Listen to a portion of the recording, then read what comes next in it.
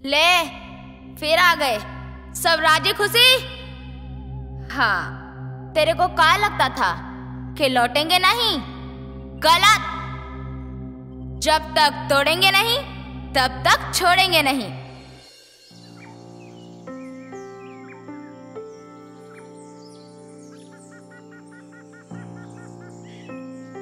एक छोटा सा गांव किशनगढ़, जहां कविता अपने माता पिता के साथ झोपड़ी में रहती थी। अम्मा, देखो मैं क्या लाई हूँ। आज के खाने में बैंगन भरता बनाएंगे और कल के लिए आप सुन रही हैं ना? हाँ मेरी राजकुमारी, आज थोड़ी तबीयत ज्यादा ही खराब है। कविता बेटा, पानी बेटा। रात गहरी होती जा रही थी। कविता दोनों के बिस्तर के बीच बैठी है, हाथों में अपने पिता का हाथ और आंखों में आंसू। कविता, तेरे अंदर हमारा खून है। तू कभी हार मत मानना बेटा, हार मत मानना। पिताजी, अम्मा, मुझे छोड़ के मत जाओ। मैं अकेली नहीं रह सकती। मैं क्या करूंगी, कहाँ जाऊंगी? और वो दोनों उसी रात कविता को छोड़कर चले जाते हैं। कुछ दिनों बाद कविता अकेली घर के बाहर बैठी थी तो महिलाएं पास से गुजरती हैं। देखो इसे, कितनी काली किस्मत लेकर आई है, अपने माँ बाप को ही खा गई। दूर रहो इस कलंकिनी से। बेचारी कविता कभी किसी को ऐसी बातों का पलटकर जवाब भी नहीं देती। हफ्ते बीतते हैं। कविता लोगों के घरों में काम करके, खेतों में मजदूरी करके अपना पेट पालती है। एक शाम वापस लौटते वक्त उसे घायल चिड़िया मिलती है। अरे, तुम्हें किसने चोट पहुंचाई? देखो ना, इस दुनिया में कमजोरों का कोई नहीं है। तुम्हारे पंख टूटे हैं, मेरा दिल टूटा है। चलो, अब हम दोनों एक दूसरे का साथ देंगे। कविता रोज चिड़िया की देखभाल करती और उसे अपने दिल के राज बताती। जानती हो, आज गांव के कुएं में पानी और कम हो गया है। वो मुझे पानी नहीं भरने देते। कहते हैं कि मैं अपशगुनी हूँ। काश मैं भी उड़ सकती तुम्हारी तरह, दूर, बहुत दूर। ऐसे ही कुछ दिन बीतते हैं। एक दिन जब वो काम से वापस आती है तब चिड़िया का घोंसला खाली मिलता है।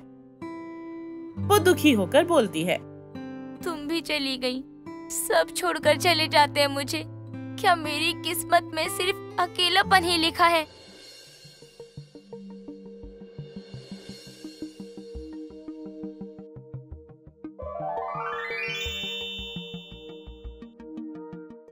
कविता, मुझे पहचाना? अरे, तुम तो वही चिड़िया हो ना? ये सपना है या सच्चाई? सपना भी है और सच्चाई भी है मेरी बहादुर बच्ची। मैं तुम्हारा शुक्रिया अदा करने आई हूँ और एक संदेश देने। सुनो, 3 महीने के अंदर तुम्हारे गांव पर भयानक आपदा आएगी। ऐसा सूखा पड़ेगा कि जिंदगी ठहर जाएगी। सूखा? इससे तो हालात और बदतर हो जाएंगे। यहाँ तो पहले से ही पानी की कितनी किल्लत है। अब हम क्या करेंगे? तुम्हारे गांव के उत्तर में जो काला पत्थर पहाड़ है, उसके नीचे एक विशाल भूमिगत नदी बहती है। वो पानी भरपूर मीठा और जीवनदायी है, लेकिन क्या? उस तक पहुंचना असंभव जैसा है। पहाड़ बहुत मजबूत है, सदियों पुराना। तभी एक और रोशनी फैलती है और कविता के माता पिता प्रकट होते हैं। बेटा, याद करो हमने मरते समय क्या कहा था तुमसे। कभी हार मत मानना बेटा, कभी हार मत मानना। बेटा, तुम हार नहीं सकती। अगर तुम्हारे रास्ते में कोई पहाड़ आता है तो तोड़ दो उसे, कोई नदी आती है तो चीर दो उसे। अपना रास्ता खुद बनाओ बेटा, अपना रास्ता खुद बनाओ। हमें तुम पे यकीन है बेटा, तुम कर सकती हो। हमारी लाडली, तुम्हारे अंदर हमारा खून है, हिम्मत वाला खून। तुम्हें हम आशीर्वाद देने आए हैं। इतना बोलकर वो सभी गायब हो जाते हैं। कविता की आंखें खुल जाती हैं। कविता तुरंत ही गांव के प्रतिष्ठित बुजुर्ग काका, जो उसके पड़ोस में रहते हैं, उनके पास जाती है। काका, मुझे आपकी मदद चाहिए। मैंने सपना देखा, भयंकर सूखा पड़ने वाला है, लेकिन काला पत्थर पहाड़ के नीचे पानी है। हम सबको उसे तोड़ना चाहिए। अरे बेटी, क्या बात कर रही हो तुम? सपना तो बस सपना होता है, हकीकत नहीं बनता। और ये पहाड़, ये काला पत्थर का पहाड़, अरे ये तो सदियों पुराना है। अरे इसे भला कोई कैसे तोड़ सकता है? कोई नहीं तोड़ सकता इसे, कोई नहीं। इसीलिए बेटा मेरी सलाह मानो और ये सपना देखना छोड़ दो। काका मैं जानती हूँ कि आप मेरा विश्वास नहीं करेंगे, लेकिन वो सपना झूठ नहीं हो सकता। मुझे बस एक कुदाल चाहिए, मैं खुद तोड़ूंगी उस पहाड़ को। काका उसे मना नहीं कर पाते। कविता अपने साथ एक फाफड़ा, कुदाल और पानी की बोतल लेकर काला पत्थर पहाड़ की ओर निकल पड़ती है। कविता, अरे बिटिया रुक जा, अरे वापस आ जा। अरे ऐसा कुछ नहीं होगा। अरे तू पागलपन क्यों कर रही है? रुक जा बेटा, रुक जा बेटा, वापस आ जा। कविता पहाड़ के नीचे पहुंचती है। विशाल, काला, भयावह, जैसे उसे मुकाबला करने की चुनौती दे रहा हो। इतना बड़ा पहाड़। हाँ, नहीं, मैं हार नहीं मान सकती। तभी कुछ ग्रामीण वहां पहुंच जाते हैं। अरे भाई देखो, ये लड़की पहाड़ से लड़ने चली है, क्या तमाशा है? अरे इसे किसी पागल खाने भेजो। अरे ओ पागल, जा अपना दिमाग ठीक करा, कहीं गांव में पहाड़ ना गिरा दे। दिन ब दिन कविता पहाड़ पर चोट करती रही। उसके हाथ छिल जाते हैं, बाल बिखर जाते हैं, कपड़े मिट्टी से सन जाते हैं, लेकिन वो हार नहीं मानती। गांव वाले उसका मजाक उड़ाते रहते हैं। हंसते रहो, मुझे अपना काम करने दो। एक दिन थकान और भूख से चक्कर आने पर कविता का पैर फिसल जाता है। वो पहाड़ से गिरकर घायल हो जाती है और सर से खून बहने लगता है। नहीं, अभी नहीं, मैं हार नहीं मान सकती। मुझे ये सब जारी रखना होगा। पिताजी ने कहा था कि हार नहीं माननी। कविता, ये क्या किया तुमने? अरे ये पागलपन बंद करो बेटा, तुम मर जाओगी। पानी, गांव बचाना है, वादा किया था। कविता बेहोश हो जाती है। काका उसे घर लेकर आते हैं, उसका इलाज करवाते हैं। कुछ दिनों बाद कविता थक हार कर फिर से पहाड़ पर लौटती है। उसके घाव अभी भरे नहीं थे, सर पर पट्टी बंधी हुई थी। कविता उस पहाड़ को देखते हुए बोलती है, ले, फिर आ गए, सब राजी खुशी।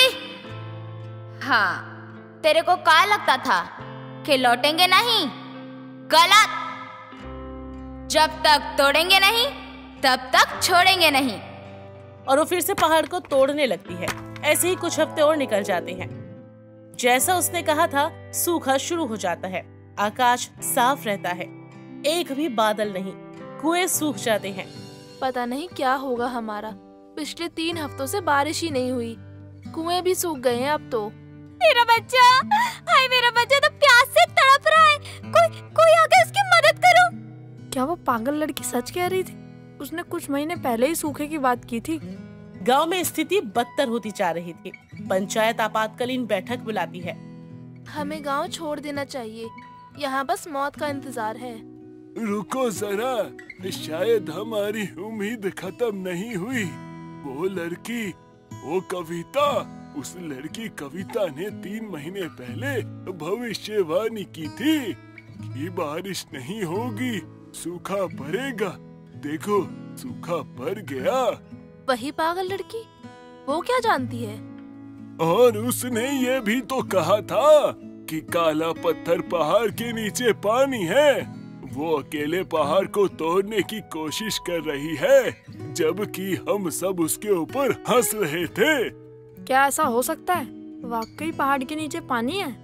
हमारे पास और क्या कोई विकल्प है?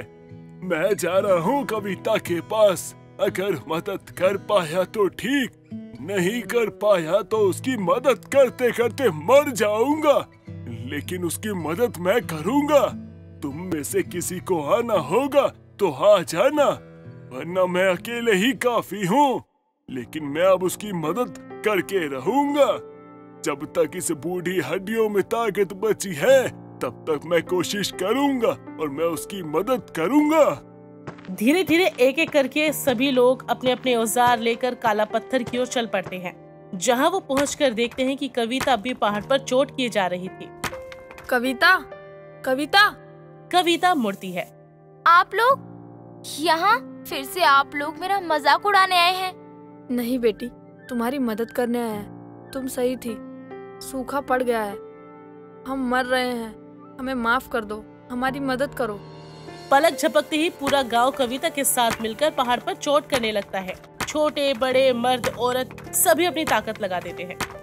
जब तक तोड़ेंगे नहीं तब तक छोड़ेंगे नहीं, तब तक छोड़ेंगे नहीं, जब तक तोड़ेंगे नहीं तब तक छोड़ेंगे नहीं, जब तक तोड़ेंगे नहीं तब तक छोड़ेंगे नहीं। हाँ, साथ मिलकर हम करेंगे। पहाड़ के नीचे से पानी का फव्वारा निकलने लगता है। पानी, पानी, पानी आ गया, देखो। पानी पानी पानी पानी पानी पानी पानी। पानी की धारा तेजी से बहने लगती है। एक छोटी सी नदी बनकर गांव की ओर बढ़ने लगती है। सभी लोग अपने अपने बर्तनों में पानी भरने लगते हैं।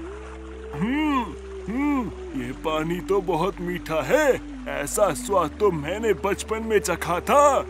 धीरे धीरे गांव के तालाब में पानी पहुंचता है और खुशी की लहर पूरे गांव में दौड़ पड़ती है। बेटी, हम तुम्हारे कर्जदार हैं, तुमने हमारी जान बचाई है, हमें माफ कर दो। माफी की कोई बात नहीं है, ये हम सबकी जीत है। अकेली तो मैं कभी भी इस पहाड़ को तोड़ ही नहीं पाती। जो लड़की कभी मनहूस और पागल कहलाती थी, आज वो पत्थर की लड़की के नाम से जानी जाती है, जिसने अपने साहस, दृढ़ संकल्प और एकता की शक्ति से असंभव को संभव कर दिखाया था। तभी कविता एक पेड़ पर बैठी चिड़िया को देखती है और मन ही मन शुक्रिया अदा करती है और फिर वो चिड़िया उड़ जाती है।